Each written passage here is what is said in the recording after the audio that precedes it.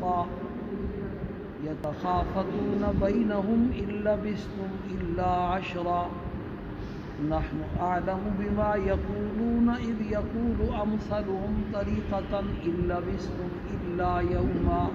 ایک سپارہ دو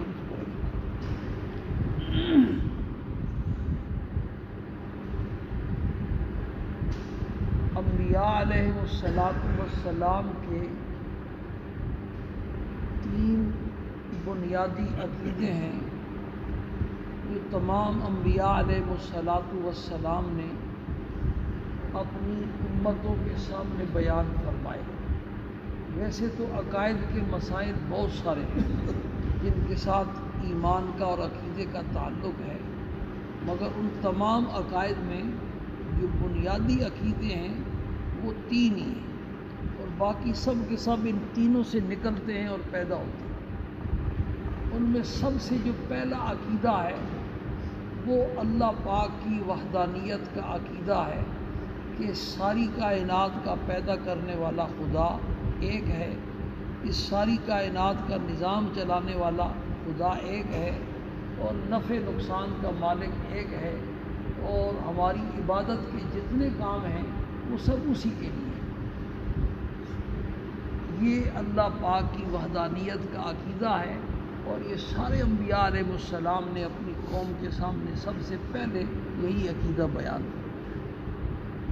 دوسرا عقیدہ انبیاء علیہ السلام کی رسالت اور نبوت کا عقیدہ ہے کہ اللہ پاک نے کچھ انسانوں کو منتخب فرما کر ان کے سر پر رسالت اور نبوت کا تاج رکھا ہے، اور اپنی مخلوق کی طرف انہیں پیغام پہنچانے کے لیے قاصد بنایا ہے. اس میں حضرت آدم علیہ السلام سے لے کر اللہ کے آخری پیغمبر سرکار دو عالم صلی اللہ علیہ وسلم تک 1,24,000 انبیاء دنیا میں آئے، اور ایک روایت یہ 2,24,000 انبیاء علیہ السلام دنیا میں آئے. ان میں سے ہر ایک کو اللہ کا نبی ماننا. آج ابھی آگے آ جاؤ، اللہ کے بندو آ گیا. ہر ایک کو اللہ پاک کا نبی ماننا بندے کے مسلمان ہونے کے لیے ضروری ہے. اگر 1,24,000 انبیاء علیہ السلام میں سے کسی ایک کی نبوت کا، رسالت کا انکار کر دے العیاذ باللہ، یا کسی کی گستاخی کر دے، تو بندہ مسلمان نہیں رہتا. پہلے بھی یہ مضمون کئی مرتبہ بیان ہو چکا ہے. اب ویسے میرے دل میں یہ شروع کے دیر میں بات آ گئی کہ بعض لوگ یہ سمجھتے ہیں کہ یہودی کہ موسیٰ علیہ السلام اللہ کے سچے پیغمبر کو ماننے والے ہیں اور اللہ کی سچی آسمانی کتاب تورات کو ماننے والے ہیں، یہ بھی مسلمانوں کی طرح جنت میں جائیں گے. اسی طرح عیسائی جو ہیں وہ بھی سچے پیغمبر عیسیٰ علیہ السلام کے ماننے والے ہیں، اور اسی طریقے سے سچی کتاب انجیل کے ماننے والے ہیں. تو کیا وجہ ہے کہ وہ کافر ہیں اور وہ مسلمانوں کی طرح جنت میں نہیں جائیں گے؟ وہ بھی جنت میں جائیں گے جیسے ہم جائیں گے. اچھی طرح بات سمجھ لیں کہ تمام انبیاء علیہ السلام میں سے اگر ایک نبی کا بھی بندہ انکار کر دے، اس کی نبوت کا انکار کر دے، یا العیاذ باللہ اس کی گستاخی کر دے، تو بندہ مسلمان نہیں رہتا بلکہ کافر ہو جاتا. موسیٰ علیہ السلام پر جتنے یہودی ایمان لائے اور اسی ایمان کی حالت میں کسی نئے پیغمبر کے آنے سے پہلے دنیا سے چلے گئے، تو بلا شبہ وہ مسلمان ہیں. اس وقت کے وہ کیا ہیں؟ مومن ہیں اور مسلمان ہیں، اور وہ ہماری طرح سارے جنت میں جائیں گے. لیکن جب کوئی نیا پیغمبر آ گیا اور اس پیغمبر کو انہوں نے تسلیم نہیں کیا، تو تسلیم نہ کرنے کی وجہ سے وہ کیا ہو گئے؟ کافر ہو گئے. قرآن پاک نے ان کے بارے میں فرمایا ہے وَيَقْتُلُونَ النَّبِيِّينَ بِغَيْرِ حَقٍّ، وہ یہودی انبیاء علیہ السلام کو قتل کرتے تھے. 70 نبی ایک دن میں انہوں نے قتل کیے. تو ایسے جو یہودی ہیں نا، کیونکہ انہوں نے انبیاء کی مخالفت کی تو وہ کافر ہو گئے. پھر آخر میں جو بچے کھچے رہ گئے تھے یہودی، اور سب سے آخر میں بنی اسرائیل میں نبی کون سے آئے؟ عیسیٰ علیہ السلام. عیسیٰ علیہ السلام کے تشریف لانے کے بعد جتنے یہودیوں نے عیسیٰ علیہ السلام کی نبوت کو تسلیم نہیں کیا تو وہ کافر ہو گئے۔ اور یہ سچی بات ہے، قرآن نے بھی اس کو بیان کیا کہ یہودی سارے عیسیٰ علیہ السلام کے دشمن ہو گئے، ان کو سولی کے اوپر بھی بزا میں خود چڑھا دیا، اللہ پاک نے ان کو آسمانوں پر زندہ اٹھا لیا۔ باقی رہ گئے عیسائی۔ عیسیٰ علیہ السلام جب دنیا میں تشریف لائے تو جن لوگوں نے عیسیٰ علیہ السلام کی رسالت اور نبوت کو تسلیم کر لیا اور سابقہ سارے انبیاء کو بھی مان لیا، وہ سچے مسلمان تھے اس زمانے۔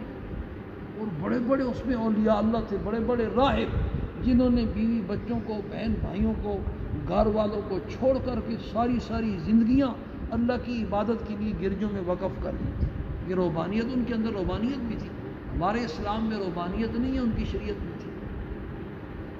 ایسے لوگ تھے۔ آپ صلی اللہ علیہ وسلم کے تشریف لانے سے پہلے عیسیٰ علیہ السلام اور آپ کے درمیان بخاری شریف پہلی جلد کی آخری حدیث سلمان فارسی رضی اللہ تعالیٰ عنہ سے مروی ہے، فترۃ بین عیسیٰ و محمد صلی اللہ علیہ وسلم 600 سنہ۔ عیسیٰ علیہ السلام اور آپ صلی اللہ علیہ وسلم کے درمیان تقریباً 570 سال ہے، 600 سال کا فاصلہ ہے۔ اب ان 600 سالوں میں جتنی انسانیت دنیا میں آئی، وہ اگر عیسیٰ علیہ السلام ان کا ایمان درست تھا اور صحیح انجیل کے ماننے والے تھے تو آپ کی تشریف لانے سے پہلے وہ دنیا سے چلے گئے، وہ سارے جنتی ہیں۔ ہماری طرح اپنے گناہوں کی سزا بھگتنے کے بعد ایک نہ ایک دن وہ بھی جنت میں سارے جائیں گے، وہ اس وقت کے مسلمان ہیں۔ لیکن آپ صلی اللہ علیہ وسلم تشریف جب لے آئے تو اللہ پاک نے آپ کو اپنا آخری پیغمبر بنا کر کے دنیا میں بھیجا۔ قیامت تک آنے والے جتنے اس وقت جتنے انسان ہیں ان کے لیے بھی، اور قیامت تک آنے والے جتنے انسان ہیں ان کے لیے بھی آپ آخری نبی بن کر کے آئے۔ اب آپ کی رسالت اور نبوت پر ایمان لانا بندے کے مسلمان ہونے کے لیے ضروری ہے۔ اب جن یہودیوں نے، عیسائیوں نے آپ کو اللہ کا آخری نبی تسلیم نہیں کیا تو وہ کافر ہو گئے، وہ مسلمان نہیں رہے، اور کوئی کافر جنت میں نہیں جائے گا۔ جنت کا ویزا کیا ہے بھائی؟ ایمان، اور صحیح ایمان جو ایک نمبر ایمان۔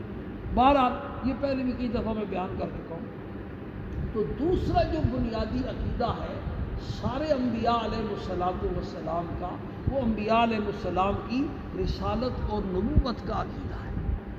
تیسرا جو بنیادی عقیدہ ہے وہ قیامت والا عقیدہ ہے، اور یہ بھی سارے انبیاء کا مشترکہ عقیدہ ہے کہ اللہ پاک ایک وقت ایسا آئے گا کہ جتنے انسان دنیا میں آئے ہوئے ہیں یہ فرداً دنیا سے جاتے رہیں گے۔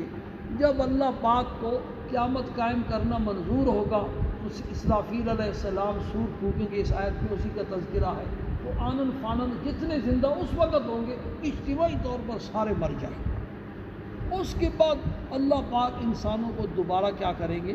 زندہ فرمائیں گے، اور زندہ فرما کر اپنے سامنے کھڑا کریں گے، اور ایک ایک بندے سے اللہ پاک نے حساب و کتاب لینا ہے۔ آدم علیہ السلام سے لے کر قیامت تک آنے والے آخری انسان تک، حدیث شریف میں آتا ہے تم میں سے ہر آدمی سے اللہ پاک براہ راست گفتگو فرمائیں گے، اور اس سے سوال و جواب ہوگا، حساب و کتاب ہوگا۔ دائیں بائیں دیکھے گا تو اپنے اعمال نظر آئیں گے، سامنے دیکھے گا تو جہنم نظر آئے گی، اور اوپر دیکھے گا تو اللہ نظر آئے گا۔ اس طرح کھڑے کر کے اللہ پاک پوچھے، درمیان میں کسی ترجمان کا کوئی واسطہ، اس میں اگر کامیاب ہو گیا تو پھر ایسی نعمتیں اور ایسے مزے ہیں جس کا اس دنیا میں تصور نہیں ہو سکتا، اور خدا نہ خواستہ اگر اس میں ناکام ہو گیا تو پھر ایسی پریشانیاں ہیں جن کا اس دنیا میں تصور نہیں ہو۔ یہ قیامت والا جو عقیدہ ہے نا، یہ سارے انبیاء کا بنیادی عقیدہ ہے۔ یہ تین عقیدے ہر نبی نے اپنی امت کے سامنے بیان فرمائے، باقی جتنے عقائد ہیں نا وہ سارے اسی سے کیا کرتے ہیں؟ نکلتے ہیں۔ سورہ طٰہٰ کی ابتدا سے لے کر اب تک اللہ پاک کی توحید کا بھی، وحدانیت کا بھی تذکرہ ہوتا رہا۔ پھر موسیٰ علیہ السلام کے واقعے میں انبیاء علیہ السلام کی رسالت اور نبوت کا مسئلہ بھی بیان ہوتا رہا۔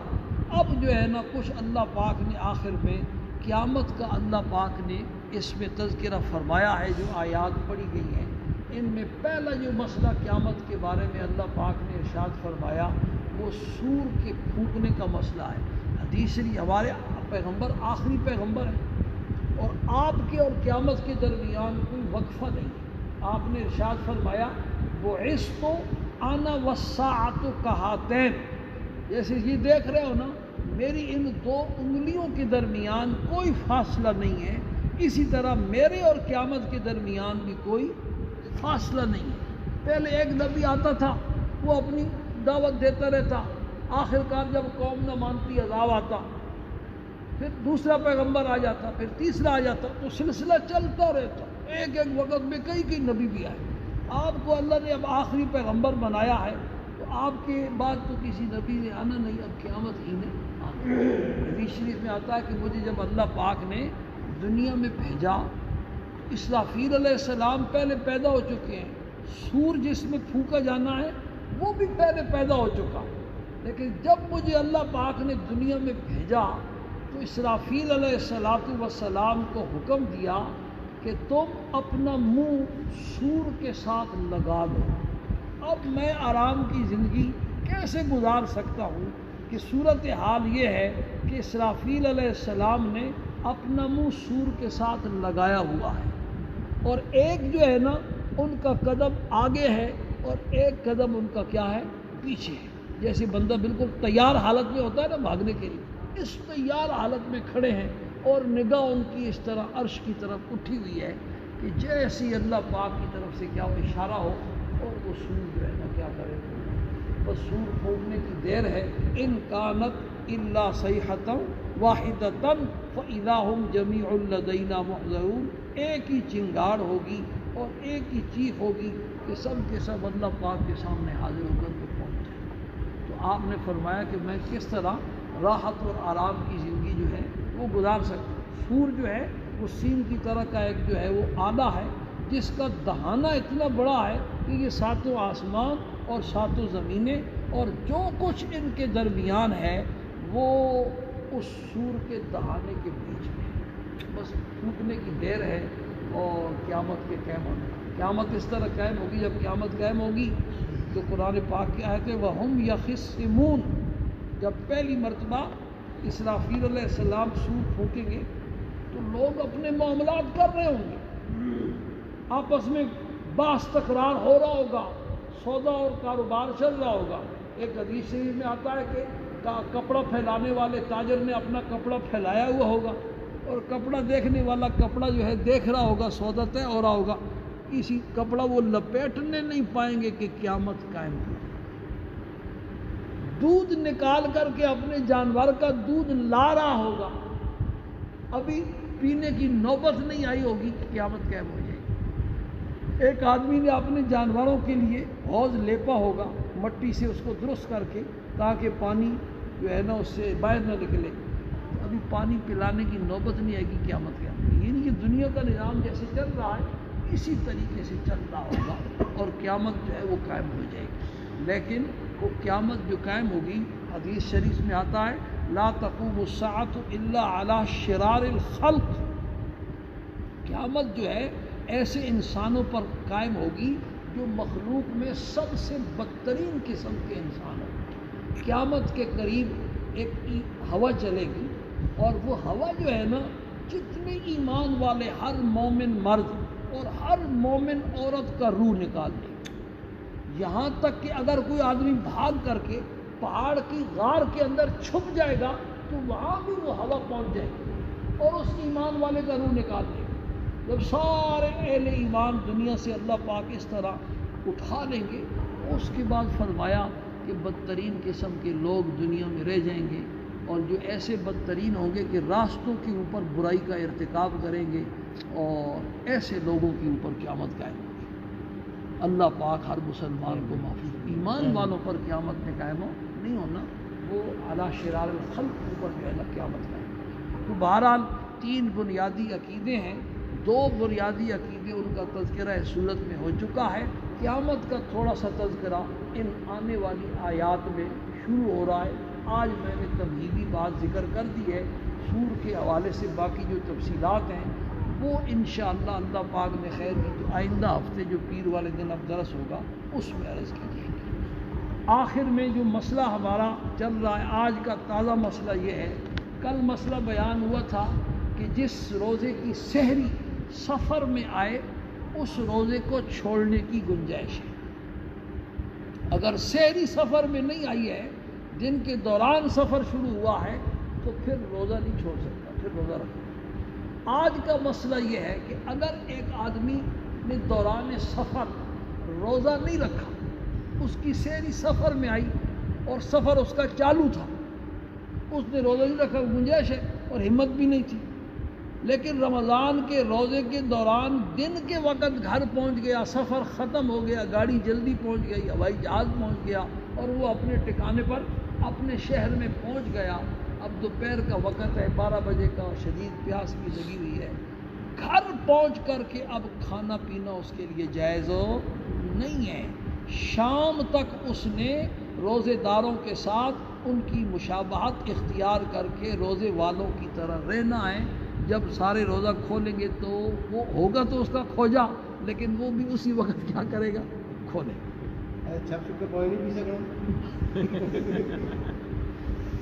بات سمجھ میں آئی؟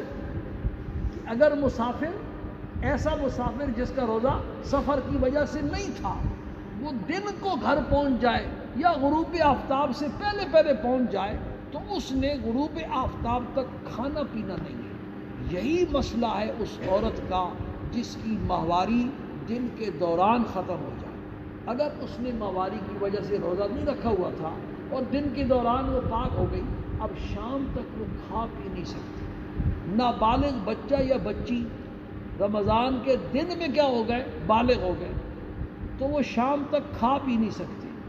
غیر مسلم دن کے درمیان میں کیا ہو گیا، مسلمان ہو گیا، اس نے کلمہ پڑھ لیا، اس کا روزہ نہیں تھا، اب کلمہ پڑھ لیا، تو اب شریعت کا حکم اس کی طرف کیا متوجہ ہے، شام تک وہ کھا پی نہیں سکتا، روزے داروں کی طرح رہے گا۔ اللہ پاک ہم سب کو اس کی سمجھ نصیب کرے۔